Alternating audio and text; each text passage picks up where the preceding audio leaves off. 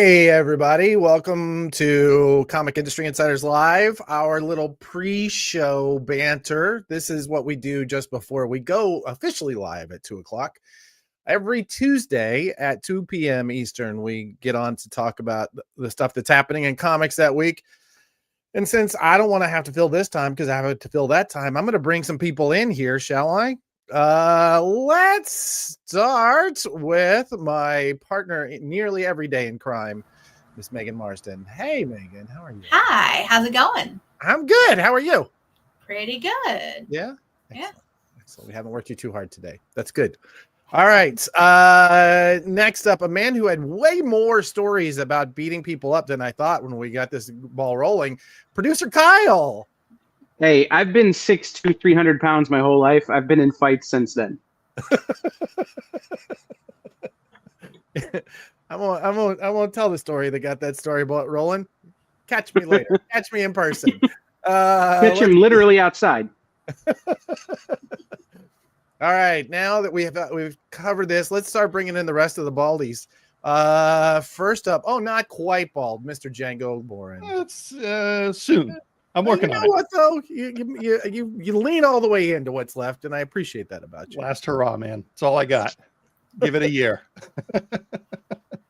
Our MBA professor for the week, Mr. Keith Davidsen.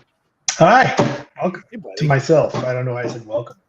I'm so used to hosting, I guess. I feel welcome, and I appreciate you for that. Let's see. Let's go with our co-host, Mr. Brian Garside. Hi, buddy. Hey, it's me. How's it going? Good. Should have used elbows out. Apparently, that's the lesson I learned this week. Elbows up. Elbows up. Oh, there we go. And finally, the man who we torture once a week. That we don't actually do this for the audience. We don't really do it for the money. We do it so that we can give Blake Morgan a hard time. How you doing, Blake? What's up? Buzz. Oh, wait, wrong show. Hi, everybody. So we were just discussing, man, we're getting towards the end of the year and everything kind of quiets down. We're like, what are we going to talk about? Of course, there's still plenty to talk about, but yeah. I kind of like it, though, because as freelance, I know lots of us are freelancers or running your own company or whatever, right? Like, you don't get days off in those times anymore, but other than Brian's very busy this holiday season, but I mean, it's been kind of, I should quit talking. I'm jinxing our whole team right now. Get worse. It's been a pleasant start to the holiday season, I guess. You don't say this. This is how we get doomed. All I hear is that Blake needs more work. That's all I heard right there. I'm knocking on wood for everyone right now. I'll get the salt and throw it over the shoulder afterwards. Hey, Marvin, welcome aboard. Marvin, one of the few people, he actually sent us a comment at one point, one of his shows. I couldn't make it this week. He's such a viewer for us. What I'm looking for. I don't know. He's a regular. So, Keith, have you ever been in a bar talk? A regular is a good word for that. Like a comic industry insider's regular. No, we're not going there right now. Adam, you keep coming back to the idea that we need a word for comic retailers that are for people who work people who work the counter at comic shops, right? Right. Yeah. Sorry, comic shop employee. Yeah, and everybody jumps on sommelier immediately. Sure, not quite there. Oh, Brian had a good one. Has book tender come up yet? It has. Okay. Yeah. It has. Probably right after sommelier. Forget. I'll see you guys later. For me, no, it's fine. Mashes two English words. Doesn't feel quite right. Like it just feels like it's I don't know. It's cheap. It's gonna sound cheap to me. I mean, I don't. No offense to you, but I mean, an English and a foreign word mashed together. Maybe. What was it? Or a Latin. You had Ducero. Ducero was a good one. Ducero. Yes. Ducere, is that right? Ducere is the Latin of to guide. Oh. See, that sounds like a word that Bruce Springsteen's going to mispronounce in the song, and then everybody's going to think it's Ducero forever. Like, great. Great. And work the radio. Hey, Kyle. There's Kyle pooping on my Kellogg's again. I like it, but I just know that at some point Bruce Springsteen's going to mispronounce it, and then Manfred Mann's going to have to explain it for the rest of his life. It did sound bad wordish. I thought. That's what makes it good. It's got to sound a little bit dangerous. What does it sound like? Deuce. Deuce. Yeah, Deuce. Oh, why did we get? What is up with the number 2? We're on this show. This shows the maturity It's level about of books and everybody on reading. this show. What We're do like, you do? poop. I do I like tons of reading on the toilet. I The don't know about you one guys. I liked was Harista.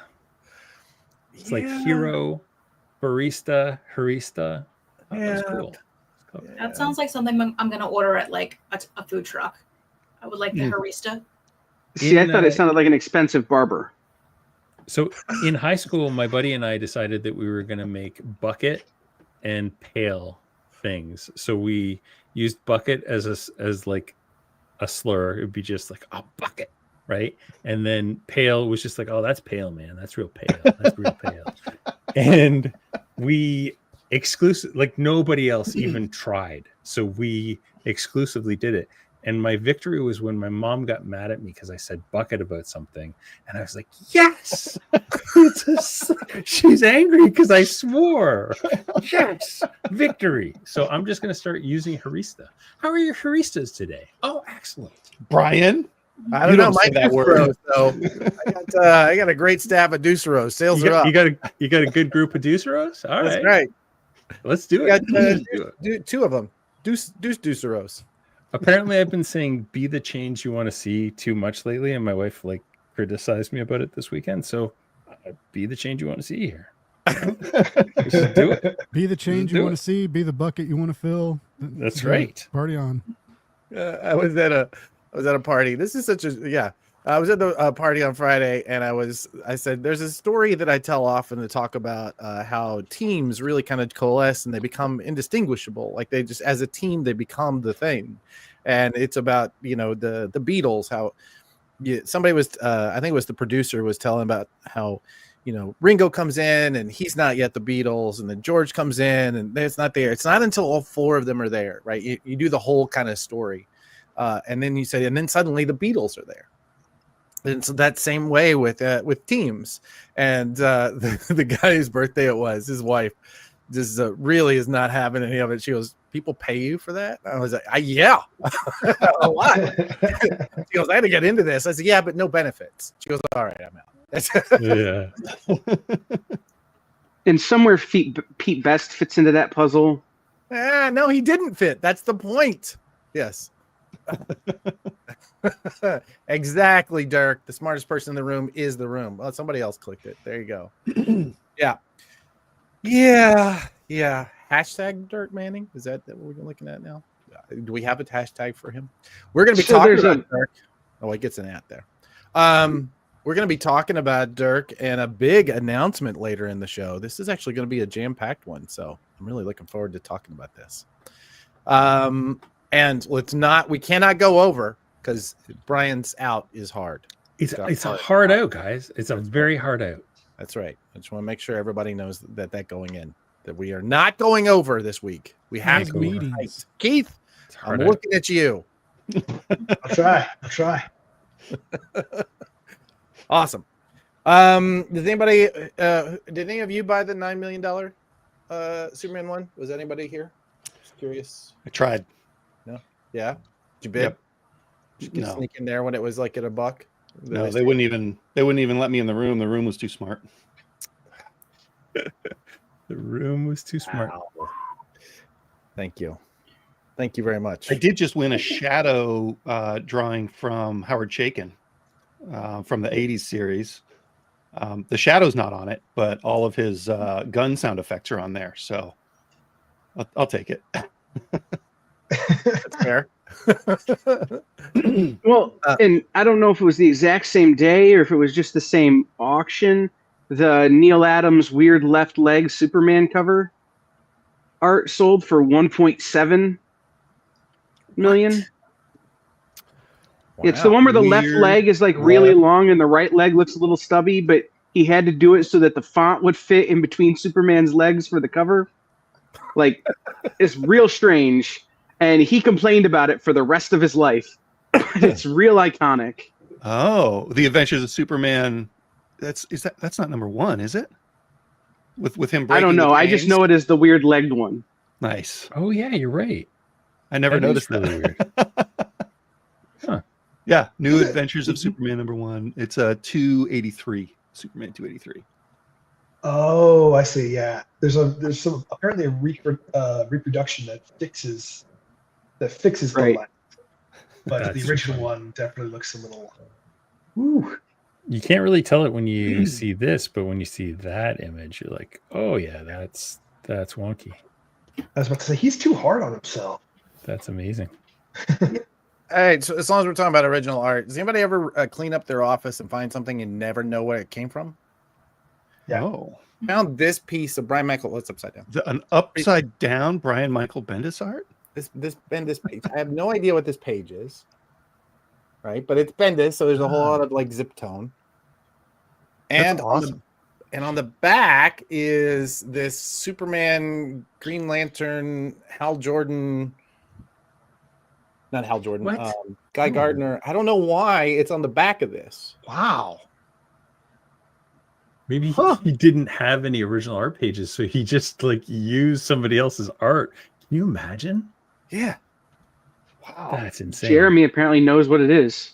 Is it from what was Noir Books? Huh. Yeah, I don't know. Yeah. So I don't know where this came from. I don't know when I bought it. I don't know. It was just here in the office. So if anybody is watching this and can help me identify it and find out from Brian why it is he was drawing on the back of somebody else's artboard, I'd appreciate it. I wonder if it was like a sample page that he had made and then just that's wild. That's really cool. Yeah, I don't know. It's signed, but there's no indicator of what page it's from. I think it is. I think Jeremy's right.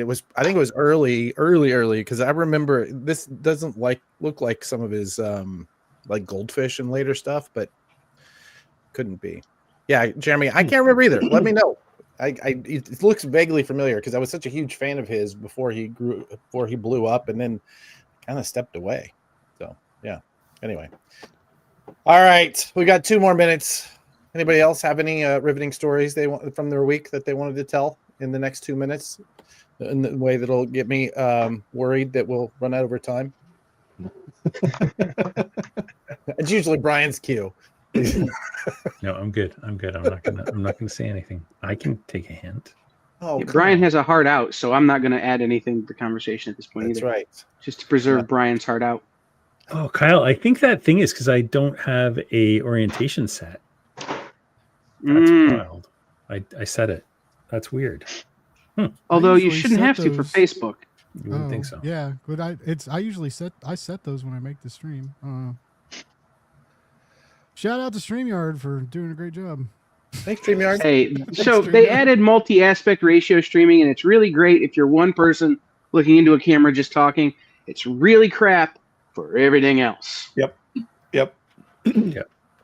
All right. Well, Jeremy, I tend to agree that Torso I think was too late. This feels earlier than that. All right, we'll dive in. All I've right. never read any of his Screenshot old and stuff. share it in the I Kelly Sue Tonic Discord. Bendis is always in there. It's 2:00. Hit the button. Here we go. Thanks, guys.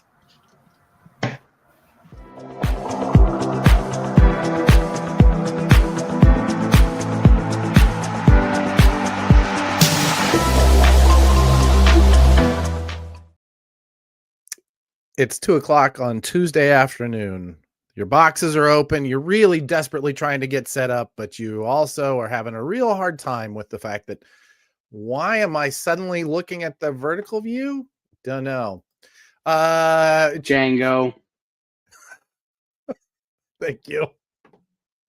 Hide vertical view. Okay, very good. Anyway, it's 2:00. It's Tuesday. It's Comic Industry Insiders. We really have no idea how this is coming together this week, but it's going to be a good one.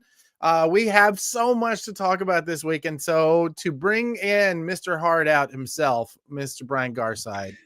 The king of the hard outs. That's how I want to be known now. The king of the hard outs. Yeah, King of the Heart Out. Yeah. I like it. Yeah, I'm just so important right now that I got so many meetings that I just gotta leave at 3 for a meeting. Yeah. Okay. Heard. It's not that I stupidly forgot to block time off today. No, that's nothing to do with it. It's that I just don't. Yeah. So, I've had right. weeks like that. I know exactly how that happens. Yeah. Yeah. So you're super busy here this week, right? It's been fun. Yeah, we launched some stuff last weekend on Friday, and then I promptly went away.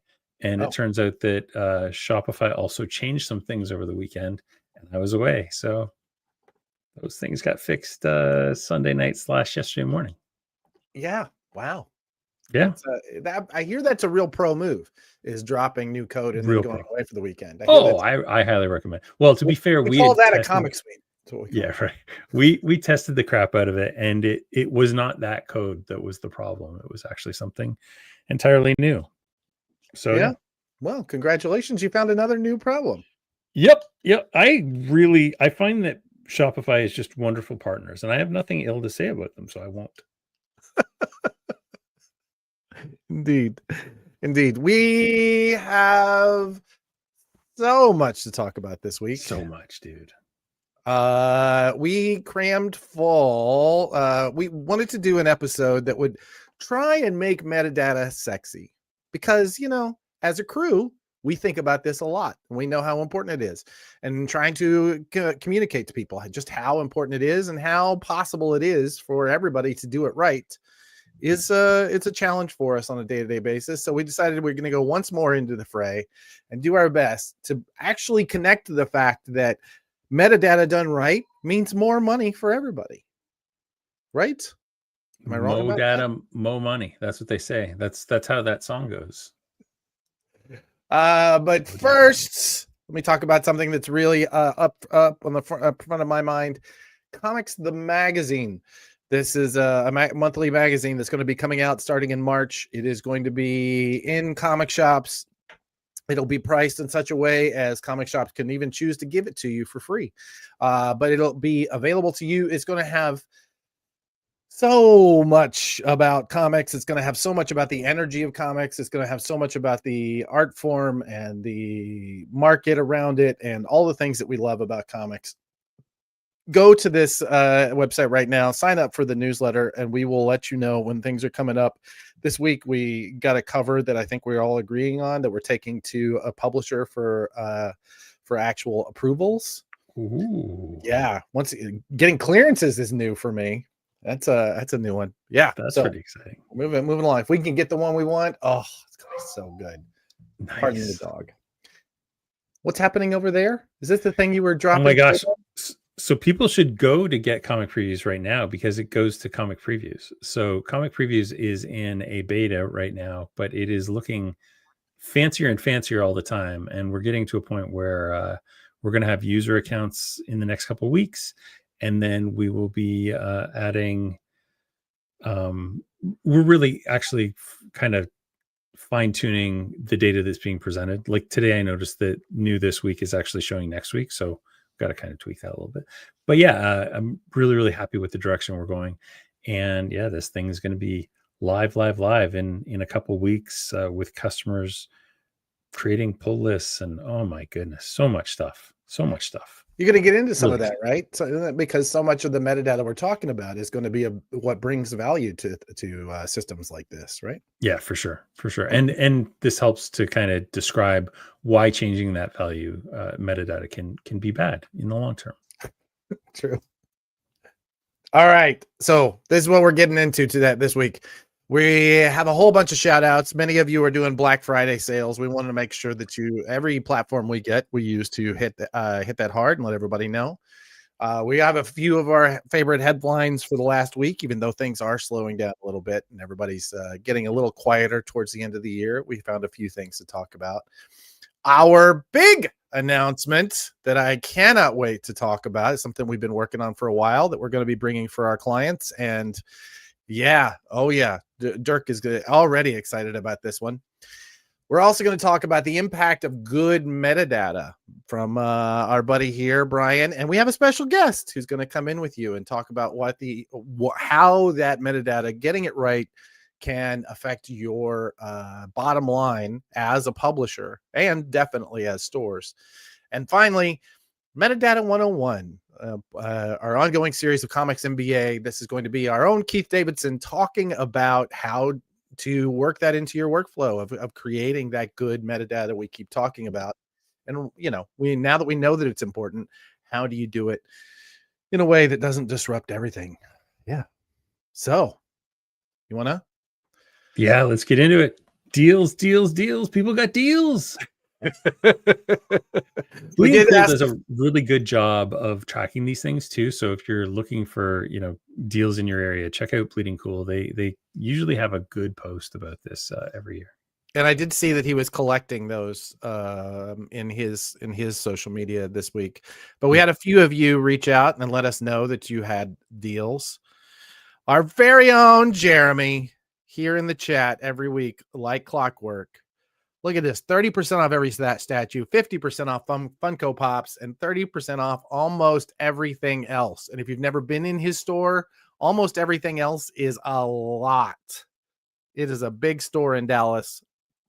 They're on Forest Lane. Do go by because those are some real numbers. This is Yellowbird Comics. And they're in North Carolina, I think. 15% off almost everything in the store. Nice. Yeah. Look at that. Yeah. That's definitely better than you're going to get at say a Walmart or or on Amazon. Oh, I heard today that there's people who are going they're protesting ICE by going into Home Depot on Black Friday, buying one ice scraper for 50 cents, then turning right back around and returning it. That's evil. They're just it. One line of people going in to buy the scraper and coming back to return the scraper all day long. That's incredible. And that actually costs them money because you pay 35 cents per transaction plus 2.5%, which you do not get back from you do not get that back. That's awesome. Yeah, I love it. I'm not saying you should do that, but hey, it's something to do on your Black Friday after you go to your local comic shop and buy some comics. This is my own online store, Earth 519, up here in Canada, and I've started my promotion for it. So I started my promotion on Monday by sending out an email that has a timer in it that says when our Black Friday sale is starting. I've already got the one scheduled to go at midnight on Friday night that says that our Black Friday has started. It's our Blackest Friday. And then on Sunday, there'll be a timer that goes out that says this is ending today. And what I've done, instead of I don't want to devalue my stuff, and I don't like having just blanket sales. Not that there's anything wrong with that. We're so new that I don't want to do that yet. So what I did is, whenever there was a really good sale from one of our distributor partners, I bought a crap load of stuff, and I've held off on that stuff. And I plan on dumping a whole ton of really, really awesome graphic novels and trades at a good discount that would make it, good for me to sell all year round, but also factoring that in that if I add an extra 20%, it's going to be stupid and almost ridiculous for people not to buy that stuff. And it's stuff that I'm still going to make margin on. So yeah, I'm super excited about this. I think we'll see a bunch of stuff. We're also, I think, in December going to offer free gift wrapping for any packages that are ordered. So if people order gifts through us and have it shipped out before December 15th, we're going to do free gift wrapping. No sweet deal. No sweet deal. Oh, see, that's better than what I came up with. Mine was so many repetitions of Tuesday. You got Thanks, time. Blake. I should have reached out to him last night. Do you have any Black Friday plans for your store? Please do let us know. We want to run them on our socials and here and let everybody know that they really should be coming to your shop instead of going to the big box stores that don't care. Frankly, exactly. They don't care. Exactly. And all your local comic shops are going to do is use your money and push it back into comics and into those neighborhoods. So yeah, there you go. Exactly. Yeah. Yeah. It's keeping three kids off the streets. That's if you right. Shop with my store. So. That's a good point. Awesome. Let's jump into some headlines real quick. Comics Pro, the trade organization that comic book retailers are available to. Only brick and mortar, though. Unfortunately, Brian, stay out of there. That's not good. I'll just it's not go for there as a service provider, I guess, instead, because I'm not allowed to go as a comic store. That's fine. This is our regular reminder of the folks at Comics Pro. Maybe there should be a qualifier, maybe, for the online stores that allow them to come in, because that's how they're going to grow brick and mortar stores. Maybe. And anyway, and I might say that some of us can teach, the brick and mortar stores a thing or two about online marketing, and maybe, how to improve your website, Django. And, there's stuff that we can.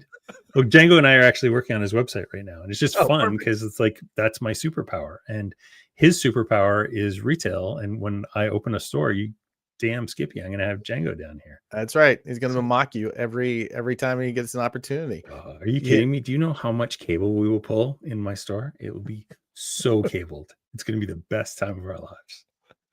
Anyway, so they've announced all their sponsorships are open for the annual meeting that's happening in Glendale in February. If you are a publisher and you're listening to this and you want to get in front of comics retailers, it is one of the not miss events on my calendar. Everybody kind of gets together. I will say that this is easily the best thing that Comics Pro does all year, and they do a lot. So this is one of my favorite things. You should definitely, if you're in our industry, please go and please support this worthy event. All right, we talked about this in the this is crazy. In the pre-show banter. $9.12 million. And this was a attic find. Is that what I heard? That's what my understanding is. Yeah. Jeez, that's insane. I know. That's crazy. Imagine just finding $9.12 million in your attic. So here's my take on this, and why I definitely wanted us to talk about this. And I think we're going to dig in next week. I thought we were able to cram it in this week, but there's just so much to talk about on metadata.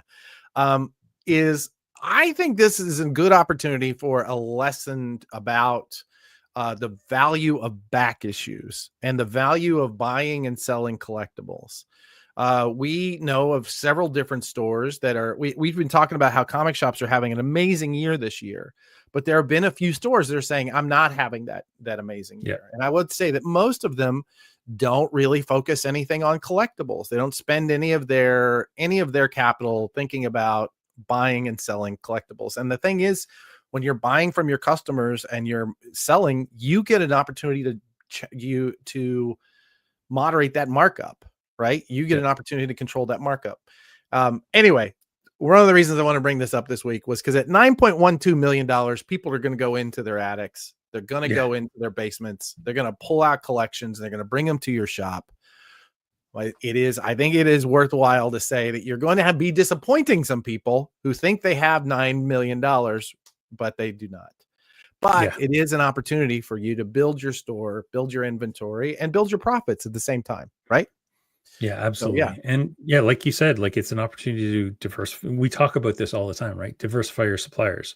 There is no better diversification than the public, right? Like, getting out and being part of your community and contributing back into the economy both ways. You can buy and sell, and it's huge. Exactly. And once again, you're keeping that money in your community. That is, there is very valid reasons to be having this as a part of your business, and we want to make sure that we're hitting that. But man, $9.12 million. I'm just imagining. You guys are slowly but surely starting to convince me that maybe I would have a small back issue area in my store, like small.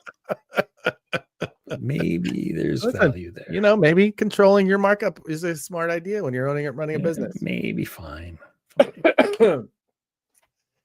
This is a fun one. A new distributor is entering the ring. This is Crown Studios. They are doing yes, that's right. Your back issue, Ben, is only going to be $9.2 million each. Yeah, that's great. Exactly. Yeah, you have to draw a line somewhere. Anything else is going to the dollar bin. That's right. Yes, so this was our old buddy Corey Cassoni, who I met working at Dark Horse way back when. They started Crown Studios, and they just announced that they are going to be distributing mostly books, but distributing into comic shops. And I think I mean, it's worthy to bring anytime somebody brings this up, because I know that they are trying to do it right. And they're I know Corey knows how comics works and he knows this area, so I'm really looking forward to it, seeing what they bring up. So that was worth bringing around. Yeah, nice website powered by Shopify. Can't go wrong. Can't go wrong. Yeah, Corey, hey buddy, why don't you come on the show if you hear about this? We'd love to have you on. Okay, it's time for my big announcement. Prana Publishers just got bigger. So this was something we announced here on our channel on this live show. We announced this earlier this year, that we are doing what we call a publisher aggregator. There are other services like Massive Indies and other publishers who occasionally bring in single publishers on a like 1 or 2 time basis. We decided that we wanted to use our relationship with Lunar Distribution and now with Universal Distribution to make sure that people who could not otherwise get distributed into comic shops could get that. So we are announcing this week that we're getting with SourcePoint. The first publisher that we announced as part of Prana Publishers we're going to be through not only Lunar, but Universal. And that begins with their first on sale in January. Now that is going up for FOC, I think, in a little over a week. In fact, we're going to be using part of this show next week to talk about that FOC. But what does this mean? It means that Prana Publishers, when you come on with us, we will have your distribution through both of these channels and be looking for more constantly. Because our goal is to really be active partners in the marketing of your books and bringing them to market. So this one was exciting. We're going to be getting a press release later out today, but I wanted to make sure that we use this opportunity to let everybody know. So you're so much better at keeping secrets than me, because I would have told you about this, but I'm just a better friend than you are. I don't know. Maybe that's all it is. You know what it is? There's so much going on right now. We're both having a hard time. Every time we get on the phone, we're like, "Oh, did I tell you about this? Did I forget to tell you this? Oh no, yeah." Well, yeah. This is super exciting. Congratulations to everyone. Yeah, absolutely. And special thanks to Megan and Keith, who are going to be doing the lion's share of this work. So I appreciate y'all and all the work that you do in making this happen. And a very big thanks to our friends at Universal Distribution, who are going to be into the U.S. Market or the first of next year. So if you're a retailer, I would say it's definitely worthwhile getting your account set up, even if you're only going to use it sporadically, because they are good people and they're going to continue to do good things, I think. And are they coming into the US through Alliance? Is that how they're like? Are they going to do it through the Alliance? So my understanding is it's still going to be Universal Distribution, but they're using the Alliance warehouses. Okay. And so right now they're continuing to use that. Yeah. Right, Jeremy, I agree. They really published some nice comics. So they're going to be using those Alliance warehouses to bring comics in, and because they started off as a gaming distributor, just adding those two things together it just makes a lot of sense, and honestly would have made a lot of sense for the people who own the Alliance warehouses last time. But here we are. Hopefully they won't just have PDF invoices. Oh, I just shots fired. They won't. Just spoiler alert. I know they don't. Just saying, maybe the other guys did. Maybe those other guys just had PDF invoices. Yeah. Yeah. So it's exciting to see them enter the field, and then even more exciting to know that we can, help smaller press or independent press move into those catalogs, despite not having the same kind of infrastructure that the larger publishers do. So, yeah. This is what we're doing. It's gonna be fun. Yeah, it's super cool. Good for you guys. Thank you. All right, let's get into some metadata. You wanna? Time for me to talk. Let's go. If we're gonna do this, I'm gonna actually pull up my slide deck, go for it, Blake, because it's good. And I'm also going to bring in a special guest star, Django Boren from the Comic Shop Assistant, and also my colleague in the comics industry comment standard. Man, that's a mouthful. It's such a mouthful. Yes, I'll always hang up on it. That is the full name of it. And someday over drinks, we'll explain to you why it is the comics industry comment standard. I'm happy to be here as your hype man, Brian. Thank you for having me. Hi, Adam. Hello, I am Adam. It is so nice to meet you. Today, we are going to really quickly talk about what is metadata. So, just out of curiosity, Django, Yes. you go. What is metadata? Oh, you're asking me to spoil the next slide, I'll bet. Metadata. No, just give me an example of metadata. Is a price issue metadata? number. Price is Okay. metadata. Is the current sale price of Superman #1 metadata? Ooh, it is for somebody, but I don't think that it is for the purposes of the Comet standard. Correct. Yeah. Right. So it definitely is metadata, and you would use that in different places, but we're not talking Category, about that. writer, artist, description, cover. Even an image can be metadata, right? Exactly. Wait a minute. Are you saying that the issue number is metadata? Yes, course. sir. The issue the number is covering? metadata, as is whether or not you have different material inside of the covers, whether it's on the East Coast or the West Coast. Not that I'm using a specific example. So what is metadata? Metadata is an element that describes a product. It can be the title, the weight, the category, the price, description, and there are literally 105 other things that it can be.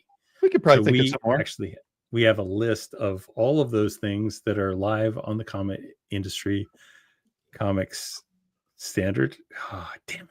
I'll never get it right. Cometstandard.com. Cometstandard.com. Django, what makes metadata good? Well, I think metadata is most good when it's not bad. And by that, I mean, it should be true and accurate. And even if something strange happens to it, it should probably stay true and accurate. Yes, right? Very much so. Because So our industry is made out of chaos. And I would do a Bane impression right now, but I heard a couple days ago that my Bane impression is terrible. So comics were born in chaos. You're just so it does have to accurately describe the thing, but the thing changes between the time that the thing is originally solicited, which, like for the book trade, is 6 months to a year beforehand, and the time that the thing comes out. So that data has to be malleable and be able to be updated in our systems. So that's kind of part of what makes it good, is that it's not a specific point in time thing, that it's true, that it reflects the actual things, and that it I do this all the time. Those are so fancy. And then at some point it becomes solidified. So the way we always describe comment metadata is that it starts out really kind of amorphous and fuzzy, and then it gets clearer and clearer, and then by the time it releases, that metadata is like locked in stone, because that is a thing you have in your hand. The distributors don't know what it weighs until it literally comes into the building. So all those things are, fuzzy. They should be solidified by the time the product is released. Can I give my favorite metaphor for this is predicting the weather. Yeah. We kind of know, because we understand how these systems work, really what the weather's going to look like a month from now. And we sort of know what it's going to look like next week, but we're so good at it now that within a few days, we can tell you hour by hour what it's going to be. We couldn't tell you hour by hour for a month from now, because it is going to shift until it gets here. But even then, we don't know until we actually walk outside what the weather really is. That's true. Right? And that's kind of comic. Until it arrives. You don't know until it's physically in your hand what it really is going to be. Oh, neat. This has got a matte cover. I thought it was getting glossy cover. Well, shoot. It's often a surprise for us too. So what makes the metadata break bad? What makes bad metadata? Untrue. Any thoughts? Yeah. Reuse of UPC codes. Yeah, that was our number one bugaboo. Or changing UPC codes midstream, right? Like that kind of breaks everything. Yeah, absolutely. If UPC codes are so key to everything. And if you release bad data and you say, you know what, this UPC code that I released was wrong because it was I don't know, there was something wrong with it, or I'm canceling this project 3 months in, or 2 months in, or a month before release. That UPC code is dead forever. You cannot reuse it if you've solicited it at any point in the chain. It's a social So don't security ever number do for the widget that you can hold in your hand. Exactly. Yeah. Likewise, changing UPC codes, even doing things like, I'm going to throw them under the bus because I've talked to a couple of them. I Hate Fairyland recently started using an old UPC code for an old series and then switched back to the new UPC code for the new series. Because when they relaunched like last year, or maybe earlier this year with number 16, they started using a new UPC code. And then 3 months in, they started using the old UPC code. So you really have to pay Probably attention just to that kind of stuff. confusing file names or something in production. Sure. Yeah. And you know, metadata can be bad by mistake. Yep. Right. It's still bad. It still makes things confusing and harder to sell books, but For sure. it's not always I guess like ignorance, or probably almost never malice. Yeah. I say almost because there's a marketer in the room. Oh, so missing key fields, and there are only 4 of them. Title, price, category, and UPC are the most essential. They are basically the primary identifiers of a thing. And that title can change constantly. That's okay. The price can change. That's fine. The category probably shouldn't, but it does occasionally, right? Like a book might suddenly become a Magazine. periodical, Sure. yeah, magazine format. That's okay. UPC or the ISBN, that's your, like Django said, your social insurance number. Don't let that thing change. The way I describe it to people is that you need to be able to find it with the title, sell it with the price, and tax it with the category. Exactly. And if you don't have those, everything starts falling apart when it gets to the retail level. Yeah. And the UPC code is the thing that ties all that together. So you can change the title, the price, the category. That's fine because you have that centralized UPC code. Mm-hmm. Any inaccurate or untrue fields is bad metadata for sure. Do you remember when one of the publishers released Chip Zdarsky as the writer for every comic that month? I do actually. That was a real bummer. We're still finding those. Yeah, that was so fun, and that's totally just that's a boof. It wasn't actually on purpose for sure. Yeah. Also, playing games with the data is not a marketing tool. Data is a source of truth, and just so that don't say anything, Adam. Don't even say what you're thinking. I know you're going to try, but that's not what we are here. So why should retailers care about the metadata, Django? What is important to retailers about metadata?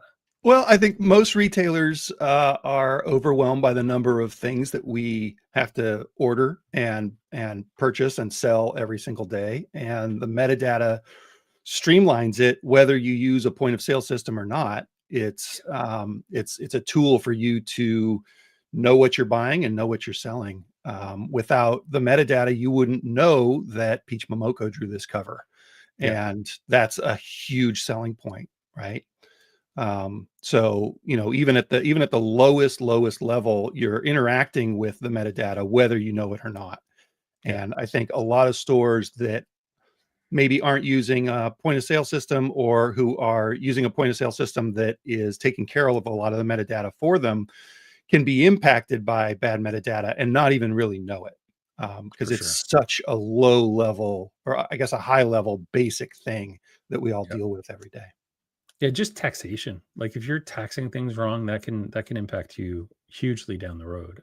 So being aware of that, categorization is really, really important in terms of the taxations that are done. Why should publishers care about metadata, Django? So we can sell their comics, right? Oh, we like to sell things. I know this one. It's so that we can tinker with it to sell more, right? Wait, could you just cut that clown out? Just like remove him from the stream. We'll talk to him later. Yeah, I mean it's the same thing, right? A good metadata gives you a good baseline for selling things the easiest way. So if publishers are giving us good series codes and good title conventions and things like that, it gives the retailers a lot more tools to boost their orders or to cut their orders. Like overselling to a retailer, that might be good this week, but that retailer is never going to be happy when they look at that stack of 40 copies of something that was not something that they should have ordered, right? Yeah, and you're going to 100%. take a psychological ding next time that series is solicited.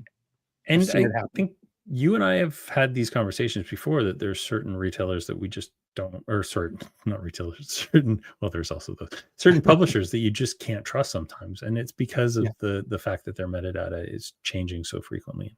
You know, it's something as simple as like not having a cover available for FOC. Like, I'm not going to take as big a risk on something as I do when you can actually see what it looks like. Right. Right. Especially those like 1 in 25 and 1 in 50s. Like, no way I'm going to stretch for a 1 in 25 or 1 in 50, which I don't normally do. But unless if like there's peach momoko on it. Well, yeah, if it's a peach momoko, maybe I do stretch a little bit, right? I love me some peach. Look at Adam smiling over that. He knows the game. Who is responsible for the metadata? Well, right this minute, it feels like every individual is responsible for it. And I think that in a more streamlined situation, it would come from the top down. So metadata that is related to the comics themselves, the physical object, should be at the publisher level. Distributors should be in charge of order dates and discounts and metadata that describes their part of it. And then even retailers have their own metadata, right? When I mark up a ratio variant, that price in my store becomes my metadata for that widget that I got from the distributor who got it from the publisher. So it's kind of a cascading thing. Absolutely. One of the things that we've really debated with the different distributors is who's responsible for things like titles. Because in the past, you know, in the old Diamond ways, Diamond was responsible for maintaining all that stuff because they had to maintain, like, title, for example, couldn't extend more than 25 characters, which I've just recently learned because I'm dealing so much with RMH and finding. I think in all caps too. Yeah, I know all caps was just a choice, process. and that may have actually been to do with like Diamond's internal systems, because I'm pretty sure there was an AS400 sitting in the back of a warehouse that one guy knew how to program that was running all their data. But yeah, so we've really kind of we've kind of defined in Comet where those data elements should live and how they should be updated. So we're saying like publishers should be maintaining title, because the way that a title is formatted is really something that a publisher should be dictating. Where release dates are from a publisher, but can be overwritten by a distributor based on, or a retailer even. That's true too. If my comics show up on Friday, I might hold them until Wednesday so that they get a full marketing treatment. 100%. Yeah. The FOC is created by a publisher, but is maintained by a distributor because they may have different FOC dates than the, like, really the publisher says, I need these orders by Tuesday, December 4th. And that's not right. December 2nd. But now it's up to the distributor to figure out where before then they're going to get that information. So there are two kind of elements to that, but things like price is actually on the publisher. The distributor chooses discount rates and things like that. Right. Your cover image is obviously your publisher, description, publisher, creators, publisher. Although your creators should have a hand in how their name is displayed. And that's where things like ISNI, which is an international naming convention for authors. And if you don't have an ISNI number in your creator, you should get one. It's $25. We want to push people more toward ISNIs in Comet at some point. Series title, publisher name should not be defined by the distributor. It should be defined by the publisher. And the publishers should be able to control those in kind of a central location. You should see the rat's nest of code I have to deal with the different names of the same publisher that came through Diamond. Brother, same. And the number of publishers who've changed their names over the years, and their name has changed in the data, and you have to account for that too. Like Lev Gleason, which has 14 different names. Right. Which was Chapter House Comics and Chapter House Incorporated and Chapter House. Yeah. Series title, publisher name, format, the type of product that it is for taxation, page count, and the UPC code. Those ones are all publisher level. Distributor codes are obviously at the distributor level. Can I say one other thing that could be bad metadata? Going back to an earlier slide. We have a lot of things that we're excited to do with creator tags, right? But until we can get Brian Michael Bendis's name with the same organization every time and without a comma in a new hellish place every time. Bendis, comma, Brian Michael. Bendis, like Brian, comma, Michael. There are a lot of iterations. And until we can be confident that names are being treated the same way, doing things like subscribing someone to every Daniel Warren Johnson cover is just okay at best. And that's also the data that is the most likely to be incorrect throughout the life cycle of the product. Like creator names are often wrong even at the time of publication. See Chip Zdarsky. Yeah. Yeah, right. Yeah. So if you want to get involved with the Comet Standard, come join the Comet Standard and help build the standard that powers the comics industry. Go to cometstandard.com, scroll to the bottom page, and you'll see this little form. Fill that out, and you'll join our mailing list. And we solicit that mailing list in order to get more people to help us do cool stuff. So if you're passionate about this in any way, let us know. I'm guessing that a lot of the people who are watching this know this, but this is the Comet Standard, something that we've been working on for 2.5 or 3 years. And we have a pretty good foothold in the distributors and publishers using it and pushing out files to be used and things like that. I think we're right on the precipice of even bigger buy-in. So yeah, for sure. It could save us so much money and time. Yeah. Beyond saving money and time, can you both talk a little bit, maybe Brian, if you want to bring up some examples of how good metadata is going to actually increase sales, right? Because right now we've heard a lot about it making retailers' lives easier, and that's 100% a great idea. And we've talked a lot about how, it could help you with the subscriptions and that sort of thing. But where can you maybe even show us, Brian? Well, I know that you're good at running these things in the background. How like something like your new preview site, or how the POS systems themselves can actually sell more as a result of the good data. Yeah, for sure. So like Django has been saying, like subscription is one of the key kind of ways that we are able to show people that show publishers specifically that good metadata kind of ties things together. Because if we have a subscription for, let's say, Venom, all right, you've got a subscription to Venom, and now you go ahead and for whatever reason, Marvel decides that it's now going to be Venom 250. As of issue 23, it's Venom 250. So all the metadata changes because they actually, for some reason, will start at a number 1. If we had an element called parent series, we could actually just quickly, we do. We could quickly subscribe all those people that were on Venom 23 to Venom 250. So not only do you get the people who were already subscribed just carried over in a smooth way, you also get that bump of an anniversary issue or a number 1 issue. But you don't have to worry about somebody accidentally getting unsubscribed from it because technically it's a new series. One that we're facing right now is Absolute Wonder Woman number 15 is a crossover of Absolute Batman. in my store, my absolute Wonder Woman numbers are half of what my absolute Batman numbers are.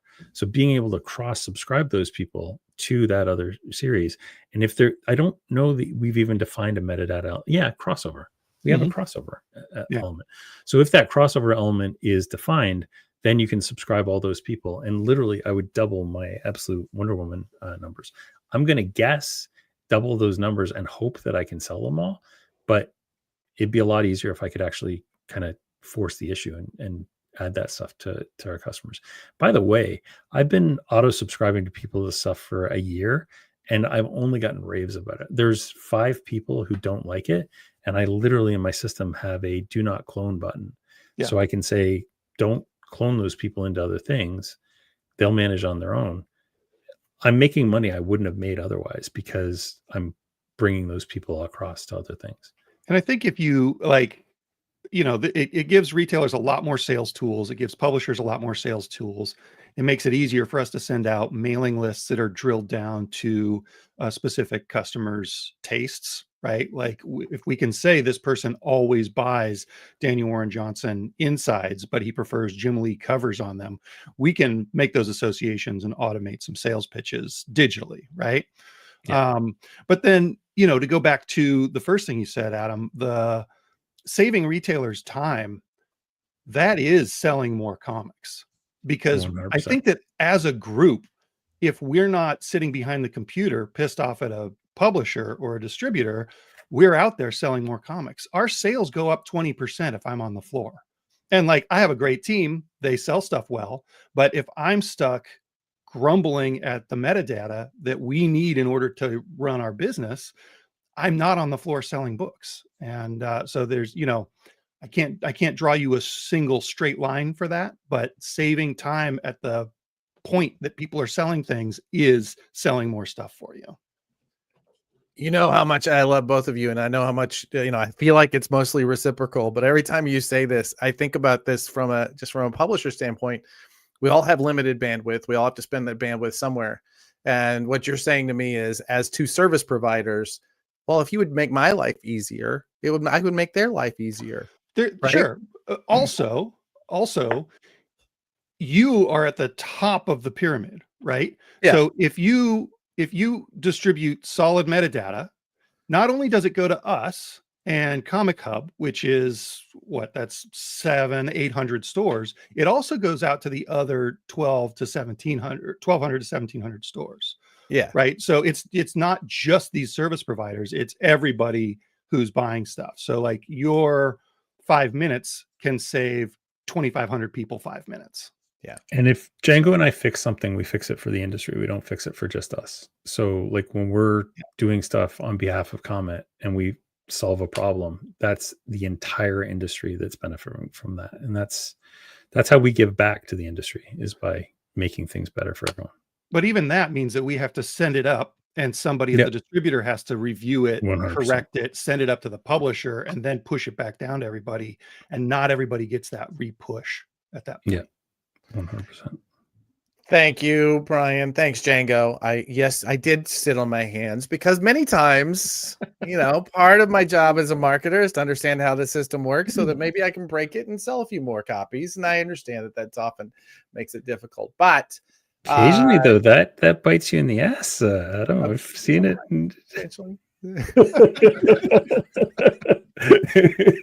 It's occasionally a problem. We have 2 printings that go out at the same time. All right. Anyway, I think Django, if you stick around, I think we actually have a reveal for at the end when we're going to talk about the bullet. So awesome. If you want to stick around, we'll grab you for that. Stick around. No hard out here. That's right. We don't all have meetings. All right. Thank you, buddy. Appreciate it. Awesome. So now that we've heard about the why and how things can go wrong, let's talk about somebody who is a legit expert in the how. So we talk a lot. The Comics MBA is a series that we've created to bring the mechanics of comics and how to build a career or business here in comics. And we have a legit expert on the direct market, a man who works for us here at Prana Direct Market Solutions, Keith Davidsen. He has been at He was at Diamond. He's been at nearly every publisher in the catalog, including IDW and Dynamite and Mad Cave.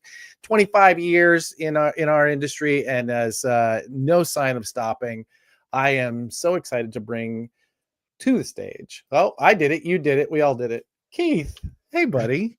Hi, thank you. Thank you. Glad to be here. Now, I Yet know you have a another bald presentation. I know gentleman. that there's probably going to be some overlap, but we definitely wanted to make sure that yours felt like it was a unit so that we can, distribute it later. So I'm really looking forward to seeing what you brought together. And Sure. Yeah. drop you right into the deep end so that we don't miss Brian's heart out. Okay. Okay. Hard out. Sounds good. It's hard. I'll let you have the stage. All right. So we'll bring up that first slide. All right. Well, welcome to the Comics MBA Micro Lesson Metadata 101. I'm Keith Davidsen.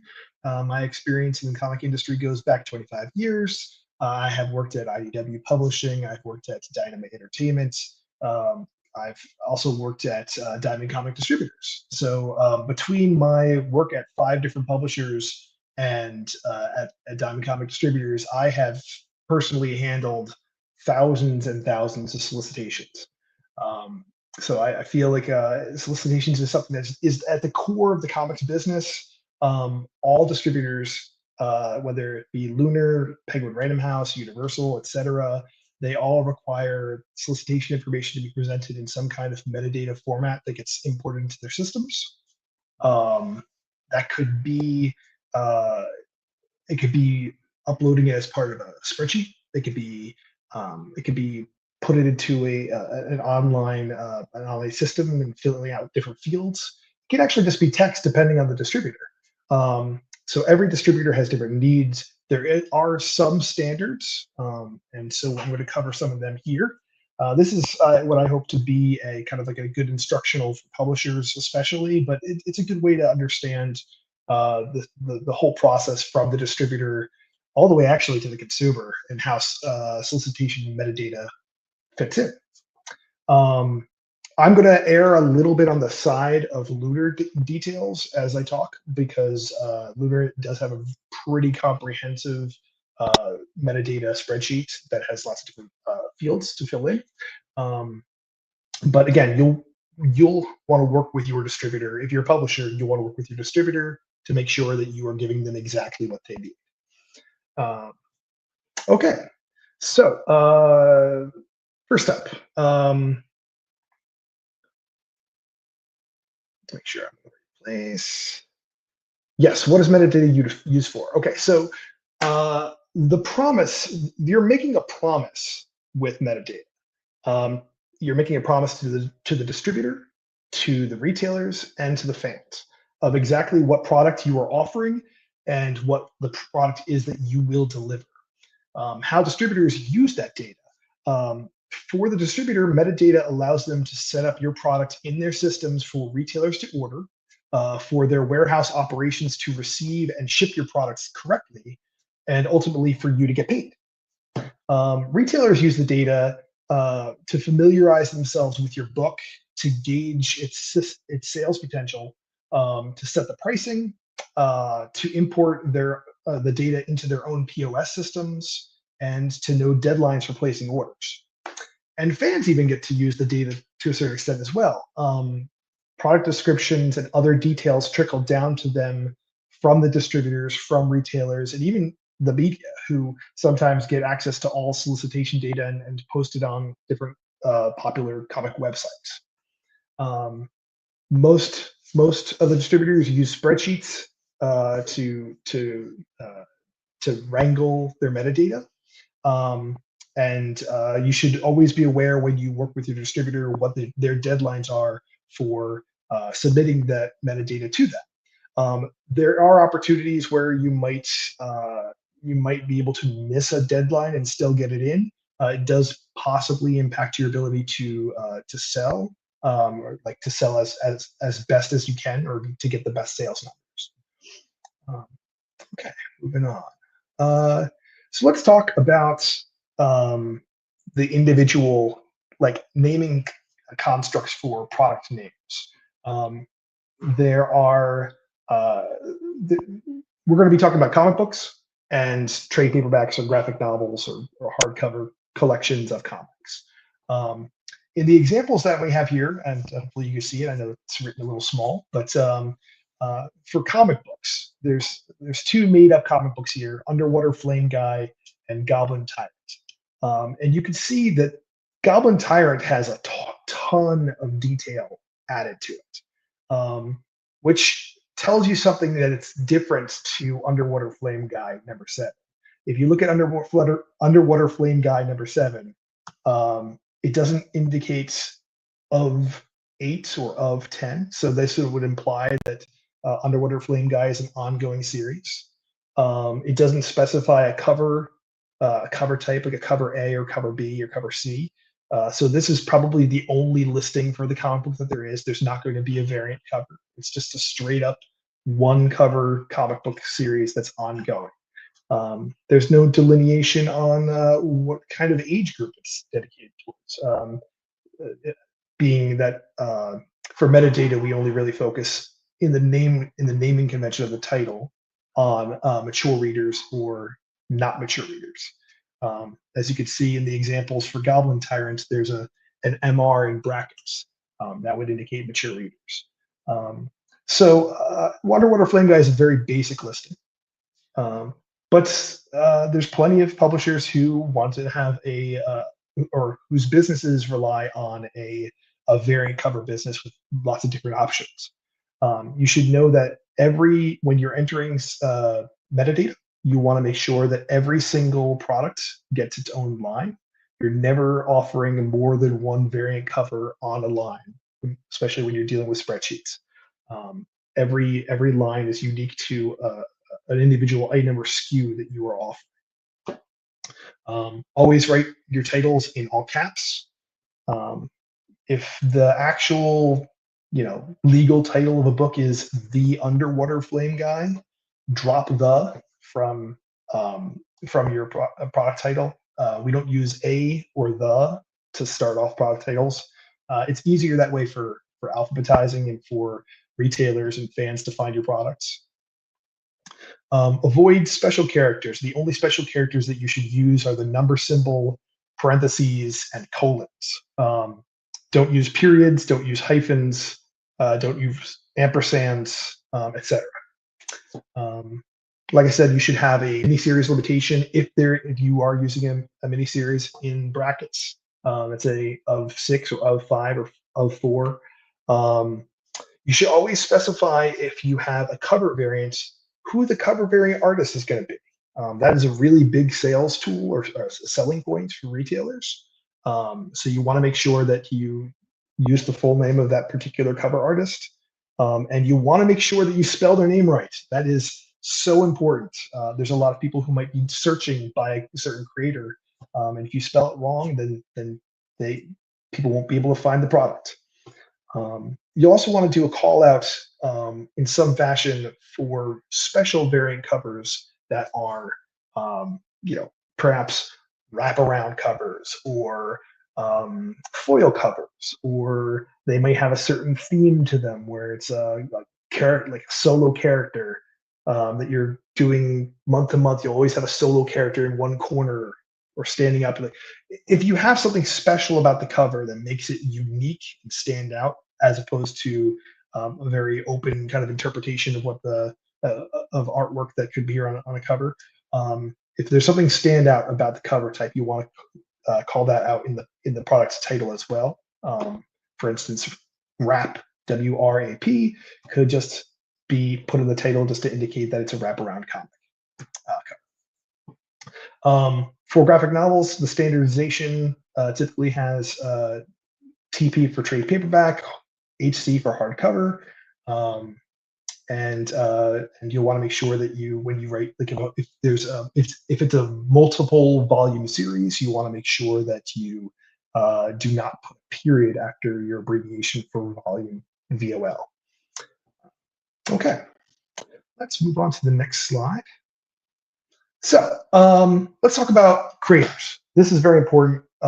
Creators in the comic book industry are so very important to everyone as far as selling points. I mean, they're very often as much of a draw, if not more so, than the actual characters being illustrated in the comics sometimes. When it comes to metadata, distributors really only focus on writers, artists, and cover artists. Again, you want to make sure that when you write or when you enter in the names for these various creators, you want to make sure that it's spelled correctly. There is a limitation on how many you might be able to enter. That's always dependent on a distributor. In the case of Lunar, they allow you to put 4 creators in a certain field. So if you did an anthology book with a number of creators, you can put up to 4. If you have more writers on that anthology book than just the 4, my advice to you would be to just focus on the 4 that are most sellable, most marketable, have the biggest name presence. But that's not a necessary thing for you. You may feel that it's more, it's maybe unfair to the other creators who are contributing to the anthology. So you might just want to write various in that field, and that's fine. But I would say, for the sake of marketability, perhaps select the most desirable or the highest profile 4 creators that you can. As we know, comics is a team effort. It takes a lot more than just the writer, the artist, and the cover artist to put together a book. Inkers and letterers and colorists and editors and any number of other contributors are just as valuable to the creation of a comic book. And we value those people. In the terms of metadata, again, they only focus on writers, artists, cover artists, but you can work around that. There's a way that if you want to give a nod to the creators, all the creators who work on a book, you could always add their names to your product description, which I'll get to in a second. So, okay, let's talk about the financial aspects. Most financials are worked out with your distributor in advance. Metadata is not really a place where you are negotiating the price and what your cut is going to be made with a distributor. When you originally line up your business with a distributor, when you become a supplier for them, they'll work it out. But there are instances where you may have some exceptions. When you are providing your metadata for your products, you want to put the retail price in US dollars. Do not use the dollar symbol. It's okay to use a period, but not the dollar symbol. So example for a comic might be $4.99. When it comes to communicating the exceptions to the rule on pricing, you want to do that in the order form, or I should say in the order form notes field of however you're communicating your metadata to the distributors. Some examples could include if you wanted to offer a certain item with qualifying criteria, which is what we call an incentive.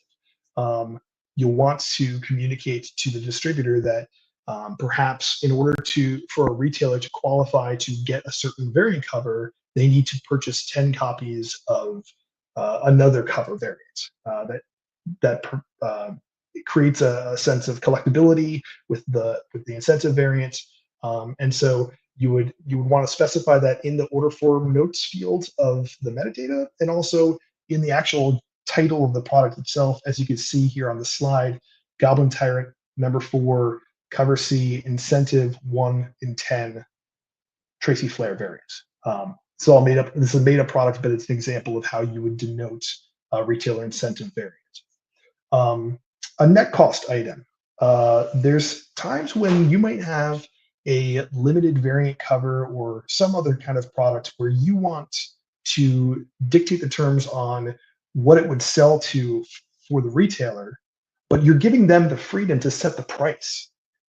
Perhaps you have a very limited, it could actually be a limited comic which has like could be signed by an artist, and they can say 1 out of 20 or 1 out of 200 or whatever. In that case, you want to give retailers the freedom to set pricing. So in those cases, you would put a net in brackets in the title, and you communicate to your distributor in the order form notes column what the pricing is, the pricing structure that you would like to offer to the retailers. Other financials that you could factor in at the time of solicitation, at the time of metadata, you could offer to retailers a deeper discount. That's especially desirable when we're dealing with an issue number one, just to make sure that retailers get in at the ground floor of a project. There's also the ability to offer products with a returnable basis through distributors. That's something you could look into when you're talking one-on-one with distributors, but it is an option that's available to you. Okay, next slide. Yeah, so let's talk about the product descriptions. Product descriptions are your opportunity to really market your book. This is your opportunity to be creative, and I would encourage you to be sensational in how you convey your product. It's got to be truthful, but it can be sensational. If you're writing a product description, I'd recommend that you stay within a 50 to 100 word limits. That's not a hard rule. You can adjust that. Some people find, especially for a trade paperback, graphic novel, or a first issue, they might want to write a little bit more to give a little more context to what they're offering. But I would say generally keep it 50 to 100 issues, especially if you're getting a little long in the tooth on the series. If you're at issue number 5 or 6, you don't necessarily need a huge amount of text. You can condense it a little bit, make it very concise. I would encourage you to always lead with the most powerful statement, your biggest selling points. And I would also encourage you not to reveal spoilers. This is a public-facing bit of information that you're sharing. So you don't want to spoil a particular character's death, even though it might like in the story, even if that might be a selling point for you. But you can say something like, "This is it, the death of a team member that everyone will be talking about." And that's sensational. It's going to draw attention to it, but it doesn't actually give away too much of the spoiler. And hopefully it'll help increase your sales. But there's also other opportunities if you want to bolster your product's description. You can put your entire creative team there, include your letterers and your inkers and your colorists. Give them the credit that they may be due. You might want to reference some creator's prior works. From the creator of this, check out Goblin Tyrant, or include other selling points. Yeah, let's move on to our next slide. Sell in and sell through. Okay, so this all has to do with dates. The first date you should try and figure out is the in-store date for your product. It's always going to be a Wednesday. New Comics Day is always Wednesdays in our industry. But if you can earmark your in-store date for your product, then you will work backwards to figure out what your FOC date is. Now, your FOC deadline is the date that you're setting for retailers to lock in their orders on your title. Typically, that deadline is set, and the very next day is when you will get your numbers from your distributor on what you should be stocking them with to make sure that they're filling orders. There are a number of factors in how you distinguish the time between the final order cutoff for retailers and the in-store date. It's usually about a month, but you need to figure out how long it's going to take for your book to print. Usually you would probably wait for the FOC numbers to dictate to the printer what the printing quantity will be.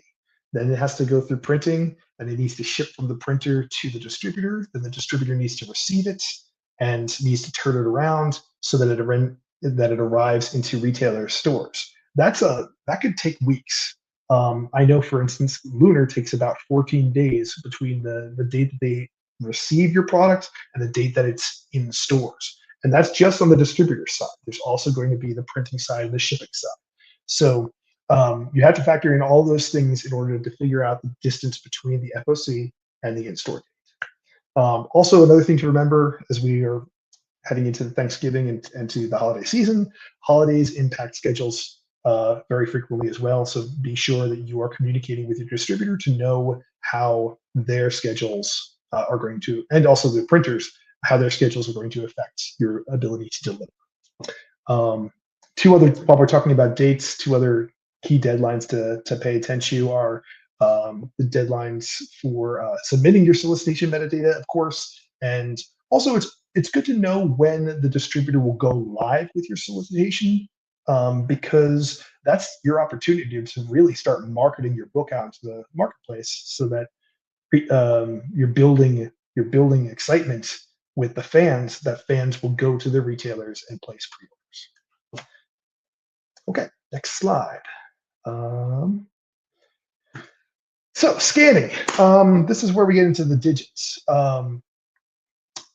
Comic books require a UPC code. All of our distributors at this point require that UPC codes appear on comics. And for books, for trade paperbacks, graphic novels, hardcovers, you'd want to have ISBN and EAN codes.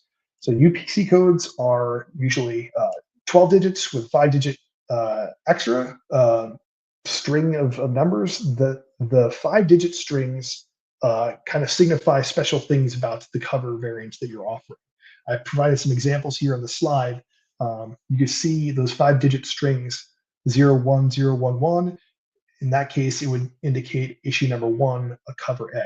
The cover B, the next line down, you can see the only number that changes is the 1 to the 2, the second to last place. So that's where we typically show off where cover variants change. If you want to have a second printing, if you want to go back to print, you would typically just change the last digit in that string. So in the example here, it goes from 1 to 2 in issue number 1, second printing. And then I just provided an example of what an issue 24 might look like. You can see the first 2 digits signify 24. So the first 2 digits are usually the issue number, and then the last 3 digits kind of indicate cover variant or printing. Whenever you're entering in this kind of information, you don't want to use hyphens. It's just the number. Just put them into the fields. Okay, next slide. Okay, so this is everything else. I'll go through this really quickly. Color formats. There's full color, black and white. Spot color would be usually if you have black, white, and maybe one other color. And PC partial color, that would indicate if you have, like, if the first half of the book is black and white and the second half is color, that would be how you distinguish it. Product type, that is a holdover from Diamond days. I believe there were 16 types of data, or 16 types of product types that they had at the time. 1 was listed as comics, 3 was listed as graphic novels, and they used to have magazines and trading cards and other product types. But for our purposes, we'll only be talking about comics and graphic novels. Version refers to the cover type, whether it be soft cover or hard cover. This also applies to comics. We identify comics as generally having soft cover. I know it makes you think of books more often than comics, but it applies. Binding code, SS for Staddle Stitch, which is comics, or PB for perfect bound, square bound books, typically trade paperbacks, graphic novels. Page counts, interior pages only, does not include covers. Your interiors are 32 pages and you got obviously 4 covers. It's just a 32-page book. Trim size is measured in width and height in inches. Age range is, there's no hard and fast rule. Consider mature to be 18 and older as like your rated R type books for very coarse language, maybe sexual situations, very violent situations, those types of things.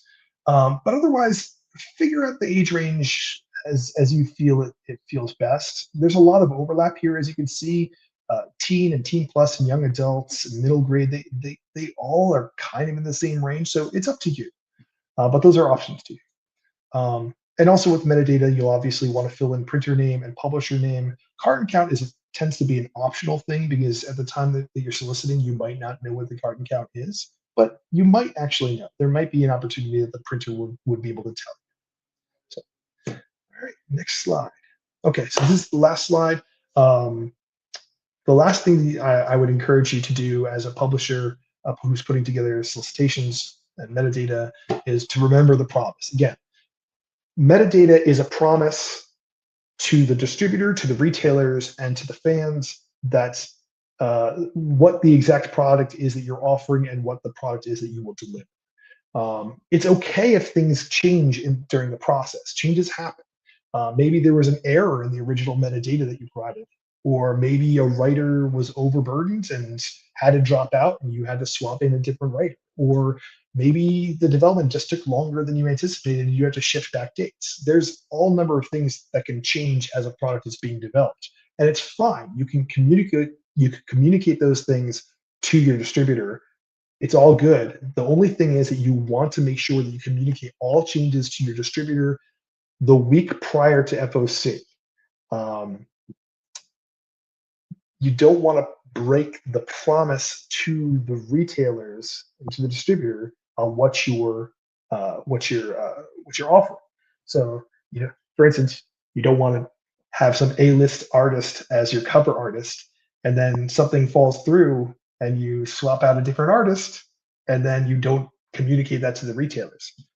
Because that would be breaking your promise. And if you did that, you may have to deal with a penalty, like those books may have to be returned, because a lot of those retailers are going to be basing the sellability of your products based on key bits of information like that. Yeah, that's my overall metadata 101 micro lesson for Comics MBA. Glad to be able to share that with you. Thank you, buddy. Appreciate that. I think a little long. Sorry. Yeah, no, it was excellent. Do you know the answer to this question? We actually bring Django back in. Do you know when metadata for comics began? Would have to. I mean, my guess would be when we first started seeing POS systems, right, back in the 90s. I'm going to bring Django in and see if he knows. Do you know the answer to this question? I mean, I think the first comic had metadata. It just wasn't in a spreadsheet because it was 1920 whatever, 1932 or like in a catalog. Yeah, like.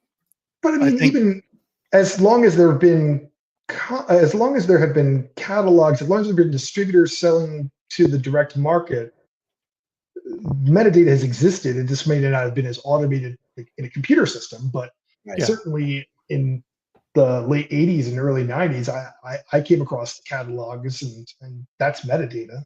Yeah. I think the problems with metadata are highlighted just with how everything is so digital now. Yeah. Right. Like that's the real. It's more noticeable when it's bad than it was when everything was on paper. Yeah, absolutely. And let's focus on the positive. Also, much more noticeable when it's good. No, you should never even notice it if it's good. It should be the least rewarding thing you've ever done. It should just work. Thank you, Keith. Appreciate your work. And I think next week we're going to have you back to talk about some FOCs. Yeah. Yeah. Sounds good. Awesome. Thanks, buddy. All right. Let's get into our last couple slides. We just want to make sure that we're hitting this. Reason I kept Django around, and now that Brian is gone. Do you want me to pretend I'm Canadian? Would you? No. You say a lot of oots and all right. Pretend to be a tough guy. That'd be great. Sure. It's my favorite thing to do. A couple of last things. The Prana Bullet is a newsletter that we put out once a week. We deal with we essentially bring you all of the big highlights, all the big news stories of the week. Because of our partnership with Brian here, as of this week, we're going to be able to start bringing you sales data. That's right. The actual books that are selling in actual stores in comic shops every week. So subscribe to the Prana Bullet. Go to pranadm.com. Fill out the little hit that QR code. That'll take you straight there, or enter pranadm.com that's in the chat. and we will get you. You got it? I got it. Good. It Good. works. Excellent. Awesome. We'll get you the very next one. Sales data. Everybody wants it. Yeah. Once a week, we're starting to bring it. It's going to be fun. Fascinating. I know. Hey, pretend to be Brian and tell everybody to go to Manage Comics. Oh, jeez, this was a trap. Everybody check out Manage Comics at managecomics.com. Brian is a great service provider, software developer. He would like me to stress, I would like me to stress, since I'm Brian, that I am not a point of sale. I am a plugin for Shopify. Honestly, I think he shouldn't say that. I think you can lump it all in together. I was about to say it works along with a lot of other POS systems, but it doesn't work with yours. Tell us about yours real quick. Oh, mine is Comic Shop Assistant, and it is kind of a one program to run your comic store, built from behind the scenes out towards the customers. Saves you time, saves you money. Thank you. Thanks for joining us this week. Next week, we're going to be talking about how to make more cash if you're a comic shop, how to make sure that you're running a profitable business by, we talked about this quite a bit in the pre-show banter and even the pre-show banter before we hit record, about how it is crucial for many stores to be buying collections so that they can do that work of turning them back around and getting them to collectors that want them. We're also going to be talking, Keith is going to be here and talking about London After Midnight. We're coming up on our first final order cutoff for Source Point, and that's going to be coming up. It's going to be the last little bit of data. You need to make those decisions. All right, let's get rid of that. Thanks for being here, Django. Thank you. I realized that it looks more every day like I have a Britney Spears microphone on, thanks to my white beard. So I appreciate you giving me the opportunity to study my face on this. Isn't that the best part? I don't know if anybody quite caught. Yeah, well, yeah, I don't know. We'll see. Thank you, all of you. Thank you if you're a comics fan for being here every week and watching us be really nerdy about nerdy stuff that keeps our industry going. But thank you for buying comics at comic shops. If you're working in a comic shop, and if you own a comic shop, thank you for continuing to sell the stuff that we make. If you make stuff, if you're a creator, if you're a publisher, thank you. We got to push stuff through the system to keep Django and his friends all in business. And finally, if you're a distributor, thank you for making sure that we are all able to do all of this. I cannot stress enough that everybody in the chain is saving comics every week. And once again, we did it, y'all. We had another week of comics. Moving parts. That's right. All right. Namaste, y'all. And Brian, I hope you enjoy the meeting that you had to run out to because it's very important. Am I Brian?